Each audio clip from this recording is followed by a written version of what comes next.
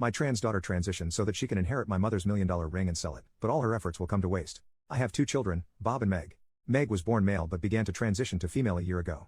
My dad gave my mom a huge and expensive diamond ring for their 30th wedding anniversary, and when she died in 2009, she stated that everything went to my dad except that ring, which is to pass on to the next born female in our family. I only have one sibling, a brother, and like me, he didn't have a daughter, so we just figured one of us would eventually have a granddaughter, and she would get the ring. The ring was last appraised in 2004 for 1.2 M.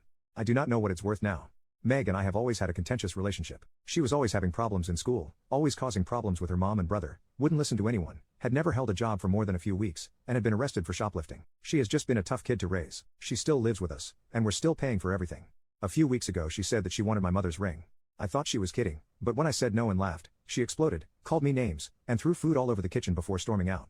I wanted to change the locks while she was gone, but I calmed down because I knew that would probably lead to a lousy outcome. My wife initially agreed with me but now thought Meg should get the ring. I will not give her the ring, and here is why: it would fracture my relationship with my brother. I am not 100% sure that Meg didn't transition specifically to get this ring. She has said several times that we're dumb not to sell it. Many people have an issue with this, and it's the reason my post was deleted. While it is very extreme to transition just to get a ring, children have murdered their parents for less money. Meg has already asked her grandparents and us for her share of the inheritance. I also hate the thought of it, and I hope it's not true. Even though this wasn't an issue my mother ever thought about, I am positive that she wouldn't want a trans female to have the ring. She wanted the ring passed down from daughter to daughter so that no one could ever lose it in a divorce. Currently, my daughter dates women, which could lead to the exact problem my mom wanted to avoid. Someone mentioned she could detransition after getting the ring. I hadn't even thought of that. Even though I'm not happy about it, I am willing to accept my daughter as she is, and I try my best not to dead name her and use the right pronouns. A lot of people said a lot of hateful things about me being transphobic, and if that's how you feel, consider that I still support her. She's on my insurance, and I pay for her medication that insurance doesn't. It's been hard for the whole family. We all do our best. Her doctor said that being transgendered may be the reason she struggled so much growing up, and at the end of the day, I just want my kids to be healthy and happy. The ring is in a safety deposit box in another city. Meg doesn't know who to contact to see if she'd be eligible, so I am stopping her from getting it. I am not sure what the exact wording of the will is, but it's a legal document and very specific about how the ring should transfer. If one of us has a cis granddaughter who isn't responsible and would want to sell the ring, I would do all I could to stop the transfer, but unless there are stipulations in the will for that, which there might be, I would have no choice. I have not told Meg that I suspect she transitioned just to get the ring.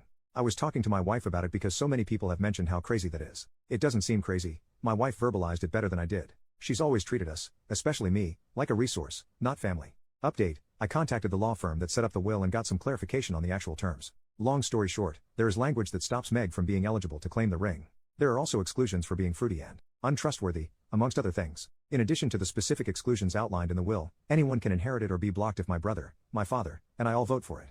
I remember when my parents set this up. It was such a big deal. It would be their legacy. They immigrated to the US while my mom was pregnant with me, and it was very important to them to set down roots. This was going to be the thing that would bind our family together for generations and keep the story of their trials and eventual success relevant to our bloodline. I hadn't thought about the ring in a long time. Why would I? We weren't planning on having any more kids, and neither was my brother, so that generation wouldn't get it. Why would it matter what the actual terms were?